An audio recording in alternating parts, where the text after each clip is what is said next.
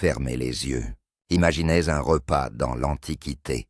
Vous voyez peut-être une longue table romaine couverte de sangliers rôtis, de grappes de raisin, de coupes de vin et de plats extravagants. Des invités allongés sur des banquettes mangent pendant des heures, pendant que des serviteurs apportent toujours plus de nourriture. Cette image a bien existé, mais elle ne raconte presque rien de ce que mangeait la majorité de la population. Car pour un paysan égyptien, un artisan grec, un soldat romain ou une famille pauvre de Pompéi, le repas quotidien était beaucoup plus simple. Et surtout, il reposait presque toujours sur le même aliment, le grain.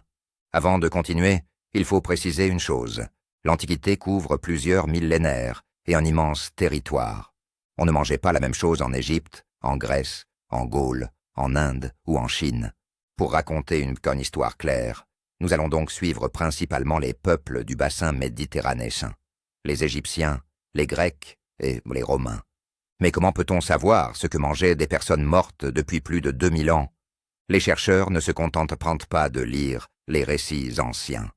Ils étudiaient que les graines brûlées retrouvées dans les cuisines, les os d'animaux jetés dans les déchets, les amphores qui transportèrent le vin, l'huile ou les sauces, les pains carbonisés retrouvés à Pompéi, et même la composition chimique des ossements humains. Chaque reste devient un indice, et tous ces indices racontent une histoire très différente des banquets de cinéma. Commençons en Égypte. Chaque année, les eaux du Nil rendent cultivables les terres situées le long du fleuve.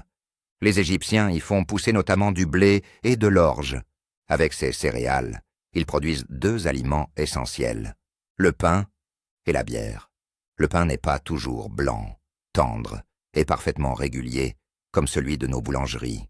Les farines sont moins raffinées et les pains peuvent être denses, grossiers ou parfumés avec différents ingrédients. La bière, elle, ne ressemble pas exactement à celle que nous buvons aujourd'hui. Elle fait partie de l'alimentation quotidienne et représente une manière de consommer les céréales sous forme de boisson. Autour de cette base, les familles peuvent manger des oignons, des poireaux, de l'ail, des lentilles, des pois, des dattes, des figues et différents légumes. Le poisson du Nil apporte également une source importante de nourriture dans de nombreuses régions. La viande, en revanche, dépend beaucoup de la richesse et des circonstances. Un propriétaire fortuné peut manger du bœuf, des volailles et des plats plus variés. Un travailleur ordinaire se nourrit principalement de pain, de bière, de légumes et de légumineuses. Traversons maintenant la Méditerranée et entrons dans une maison grecque. Ici encore, le repas commence souvent avec des céréales. Le blé permet de fabriquer du pain, mais l'orge occupe également une place essentielle. Elle peut être transformée en farine, en galette ou en préparation proche d'une bouillie. On ajoute des lentilles, des fèves, des pois chiches, des oignons, des herbes, du fromage, des olives et des fruits.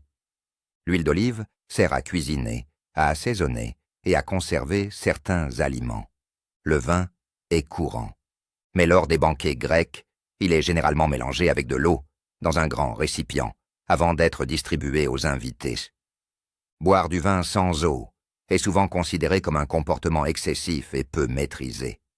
Mais là encore, il ne faut pas confondre le banquet organisé par un citoyen riche avec le repas quotidien d'un paysan. Pour la plupart des habitants, le menu reste assez répétitif. Du pain ou une préparation à base de céréales, des légumes, quelques olives, un peu de fromage, parfois du poisson et de la viande lorsque les moyens, la région, la saison ou une cérémonie le permettent. Puis arrive Rome. À mesure que son territoire s'étend, la ville reçoit des aliments venus de tout l'Empire, du grain, de l'huile, du vin, des fruits secs, du poisson salé et même certaines épices transportées sur de très longues distances. Pourtant, dans une famille ordinaire, le repas peut encore être extrêmement simple. Avant que le pain ne devienne omniprésent, une préparation appelée pulse occupe une place importante. Il s'agit d'une bouillie épaisse fabriquée avec des céréales, parfois enrichie de légumes, d'herbes ou de légumineuses.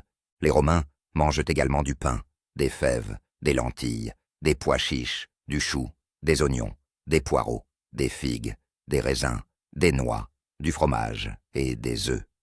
Ils utilisent beaucoup l'huile d'olive. et ils apprécient une sauce fermentée à base de poisson, appelée garum. Son goût et son odeur nous sembleraient peut-être très forts, mais le garum permet de saler et de relever de nombreux plats, un peu comme une sauce condimentaire extrêmement concentrée. Dans les villes, tout le monde haine.